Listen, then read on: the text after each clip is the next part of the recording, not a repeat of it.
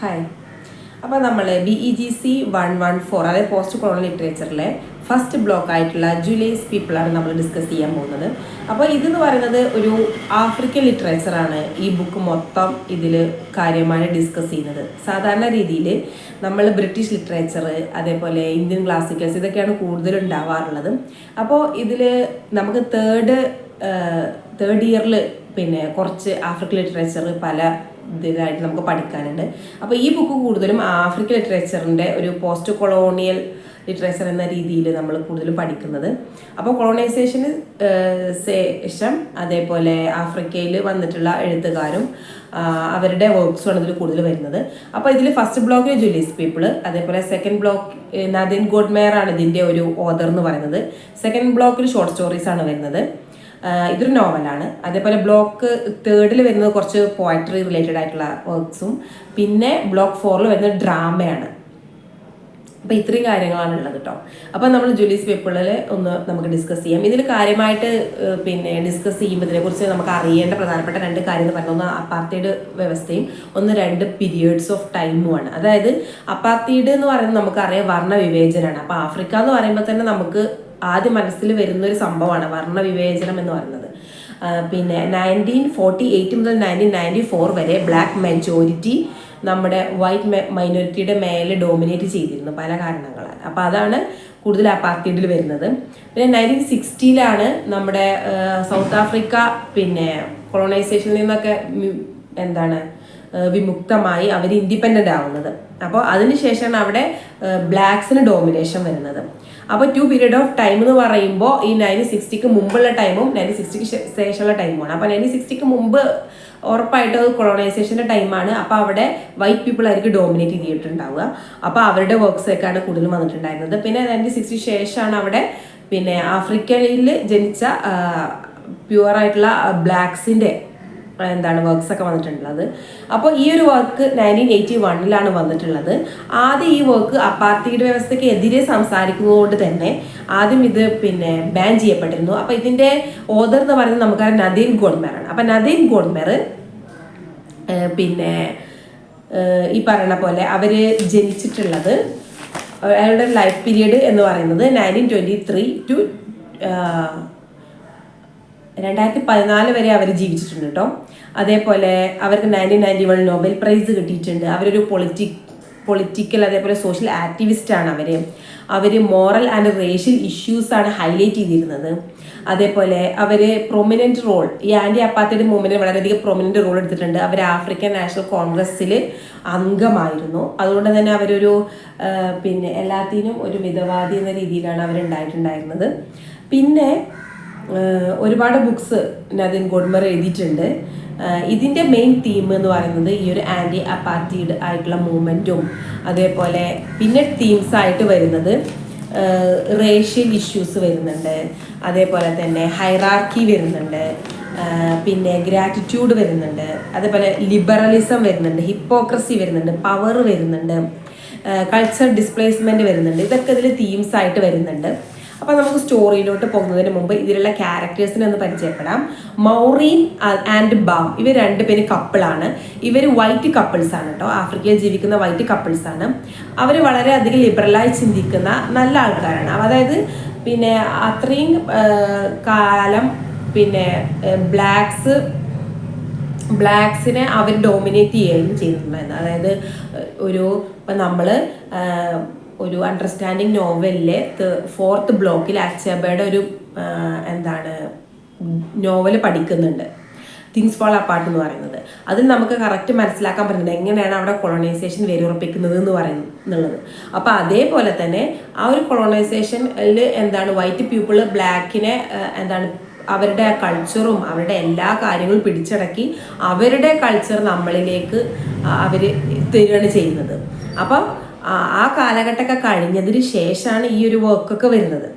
അപ്പോൾ ആ സമയത്ത് സ്വാഭാവികമായിട്ട് ബ്ലാക്സ് പീപ്പിളാണ് ഡോമിനേറ്റ് ചെയ്ത് നിൽക്കുന്നത്. എന്നാൽ പോലും മൗറീനും ബാമും ജോഹന്നാസ്ബർഗിൽ, അതായത് ആഫ്രിക്കയിലെ ജോഹന്നാസ്ബർഗിൽ വളരെയധികം റിച്ച് ആയിട്ടുള്ള ഫാമിലിയിൽ ഹാപ്പി ആയിട്ട് ജീവിക്കുന്ന ഒരു വൈറ്റ് കപ്പിളാണ്.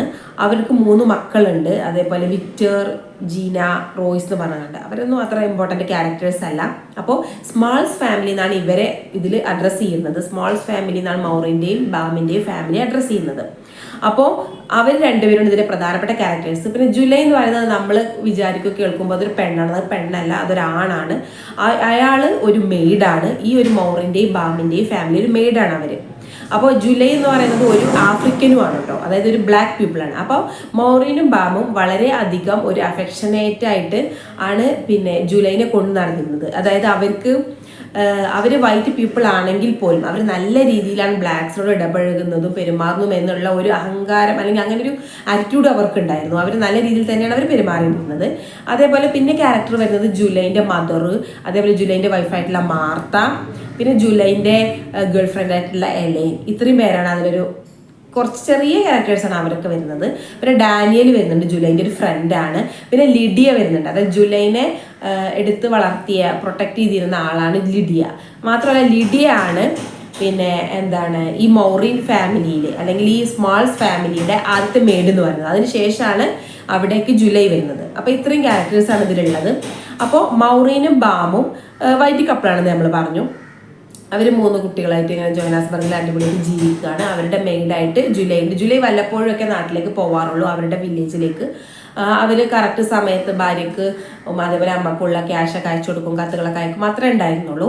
അതുകൊണ്ട് ഭാര്യനോട് വലിയൊരു മാനസികമായ അറ്റാച്ച്മെന്റ് ജുലൈക്ക് ഉണ്ടായിരുന്നില്ല. അതുകൊണ്ടാണ് അവർക്ക് അവിടെ പിന്നെ നഗരത്തിൽ തന്നെ എലൈൻ എന്ന് പറയുന്ന ഒരു ഗേൾ ഫ്രണ്ട് ഉണ്ടായിരുന്നു. ഇതിനെക്കുറിച്ച് മാർത്തക്ക് അറിയില്ല, അതായത് വൈഫിന് അറിയില്ല, പക്ഷെ പിന്നെ മൗറീന് അറിയായിരുന്നു കേട്ടോ.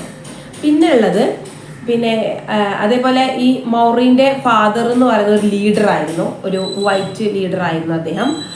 ആൻറ്റി അപ്പാർത്തൈഡ് മൂവ്മെൻറ്റിലൊക്കെ പങ്കെടുത്തിരുന്ന ഒരു വ്യക്തിയായിരുന്നു.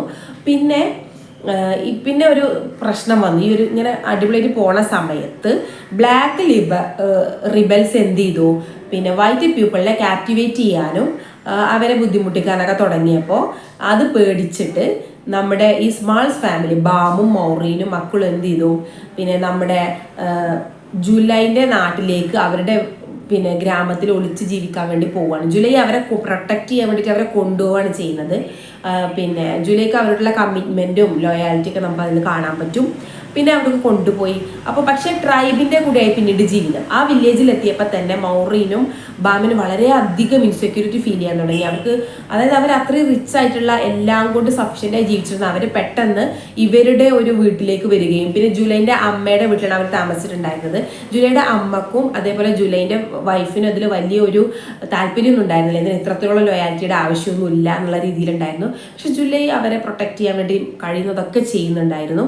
അതേപോലെ ജുലൈ അത്രത്തോളം നിർബന്ധം പിടിച്ചുകൊണ്ട് തന്നെ അമ്മയും അതേപോലെ വൈഫും അതിന് പിന്നെ എന്താണ് സ്വാഭാവികമായിട്ടും ഹസ്ബൻഡ് പറയുന്നതല്ലേ അല്ലെങ്കിൽ മോൻ പറയുന്നതല്ലേ എന്നുള്ള രീതിയിൽ അതനുസരിച്ച് അവർക്ക് വേണ്ട സഹായങ്ങളൊക്കെ ചെയ്തു കൊടുക്കുന്നുണ്ടായിരുന്നു. എന്നാൽ ബാം അത്ര അധികം ഒരു ഡിസ്റ്റർബഡ് ആയിരുന്നില്ല. പക്ഷെ മൗറിൻ വളരെയധികം ഡിസ്റ്റർബഡ് ആയിരുന്നു അവരുടെ ലൈഫിൽ. കാരണം അവർക്ക് പിന്നെ ഇങ്ങനെ തോന്നാൻ തുടങ്ങി, എന്തിനാണ് ജുലൈ ഇത്രത്തോളം കമ്മിറ്റ്മെൻറ്റ് ഞങ്ങളോട് കാണിക്കുന്നത്, അവന് വേറെ വല്ല ഉദ്ദേശമുണ്ടോ, അങ്ങനെയൊക്കെ അവർ ചിന്തിക്കാൻ തുടങ്ങി. പിന്നെ അതേപോലെ തന്നെ ആ ഒരു കോളനിയിൽ ഇങ്ങനെ ഒരു വൈറ്റ് പീപ്പിളിനെ ജുലൈ പ്രൊട്ടക്ട് ചെയ്യുന്നുണ്ടെന്ന് പറഞ്ഞപ്പോൾ തന്നെ ജുലൈക്കെതിരെ പലരും ഓപ്പോസിറ്റായിട്ട് വരാൻ തുടങ്ങി. എന്തിനാണ് ഈ വൈറ്റ് പീപ്പിളിനെ പ്രൊട്ടക്ട് ചെയ്യുന്ന രീതിയിൽ. അതേപോലെ ചീഫും ഇതൊക്കെ അറിയാൻ തുടങ്ങി, അവരുടെ ഗ്രാമത്തലവന്. അപ്പോൾ ചീഫിനൊരു ഇൻസെക്യൂരിറ്റി ഫീൽ ചെയ്തു. കാരണം ഇങ്ങനെയൊക്കെ ആയിക്കഴിഞ്ഞിട്ടുണ്ടെങ്കിൽ ഇനി എൻ്റെ പൊസിഷൻ എങ്ങാനും എടുക്കുമോ എന്നുള്ള രീതിയിലൊക്കെ ചീഫിന് ചെറിയ സംശയമൊക്കെ തുടങ്ങി. അപ്പോൾ ചീഫ് എന്ത് ചെയ്തു വെച്ചിട്ടില്ല, അവരെ വിളിച്ചു വരുത്തി അവരോട് ഒരുപാട് സംസാരിക്കുകയൊക്കെ ചെയ്തു. അതേപോലെ ചീഫ് ആ സമയത്ത് പിന്നെ ബാമിൻ്റെയും മൗറിൻ്റെയും എടുത്തു അവർക്കൊരു തോക്കുണ്ടായിരുന്നു. അപ്പോൾ അത് ഉപയോഗിക്കുന്നതിനെ കുറിച്ചും ഒക്കെ അന്വേഷിച്ചു, അതെങ്ങനെയാണ് ഉപയോഗിക്കുക എന്നൊക്കെ പഠിക്കുകയൊക്കെ ചെയ്തു. അപ്പോൾ അങ്ങനെ ചീഫ് അവർക്ക് അവിടെ നിൽക്കാനുള്ള പെർമിഷൻ കൊടുക്കുകയൊക്കെ ചെയ്തു കേട്ടോ. പിന്നെ ഇതിൻ്റെ ഇടയിൽ ബാം പുറത്തു പോയി ഹണ്ടിങ്ങിനൊക്കെ പോകുന്ന സമയത്ത് മൗറീൻ ഇങ്ങനെ പുറത്തൊക്കെ ഇറങ്ങിങ്ങാണ്ട് അപ്പുറത്തും ഇപ്പുറത്തുള്ള മറ്റുള്ള ആൾക്കാരൊക്കെ ആയിട്ട് ഒന്ന് മിങ്കിൾ ചെയ്യുകയും അവരോടൊപ്പം ചെറിയ രീതിയിലുള്ള ഗാർഡനിങ് അതേപോലെ ഫാമിംഗ് ഒക്കെ ചെയ്യാൻ തുടങ്ങിയപ്പോൾ ഇതൊന്നും ഇതിനൊക്കെ ജൂലൈ എതിർക്കുന്നുണ്ട്. അവർ പറയുന്നത് നിങ്ങൾ എന്തിനാണ് ഇങ്ങനെയൊക്കെ മറ്റുള്ള ആൾക്കാരുമായിട്ടൊക്കെ എത്രത്തോളം മിങ്കിൾ ചെയ്യുന്നത്, നിങ്ങൾക്ക് ഞാൻ പറയുന്നത് കേട്ടുകാണ്ട് ഞാൻ കൊണ്ടുവന്ന് തന്നുകാണ്ട് അവിടെ ജീവിച്ചാൽ പോരെ എന്നൊക്കെ അങ്ങനെ പറയുന്നുണ്ട്.